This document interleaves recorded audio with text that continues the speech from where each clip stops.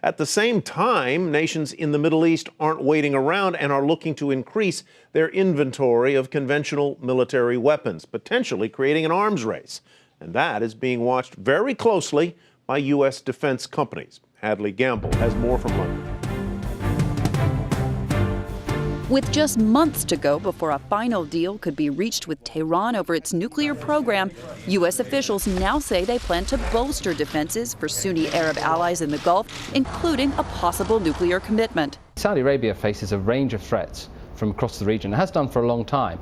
The U.S.-led invasion of Iraq in 2003, the perceived abandonment of Egyptian President Hosni Mubarak, America's so-called pivot to Asia, and behind-the-scenes negotiations with regional rival Iran left the kingdom feeling vulnerable. And with the United States moving ever closer to a rapprochement with Iran, a new generation of Saudi leaders is taking charge. Usually when you want to know what's going on in Saudi foreign policy, you call up Washington. This is over.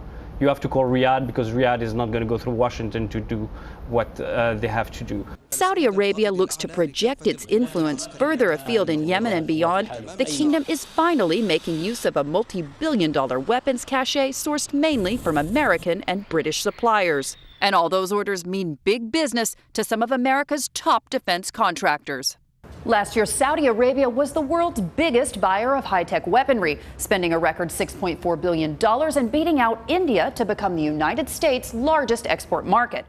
And the kingdom isn't the only country stocking up. Total sales of weapons to the Gulf states are up 70% over the last 5 years, with the U.S. accounting for nearly half of all arms sales to the region. Saudi Arabia certainly has a very, very strong conventional military capability, becoming more and more capable. They're better able to absorb the advanced weaponry they're now buying. Iranian capability is nowhere near as strong. Tehran's treasury, crippled by years of heavy sanctions, has left the country's regular armed forces ill-prepared to meet the challenge of a joint Arab force kitted out in the latest in high-tech military gear.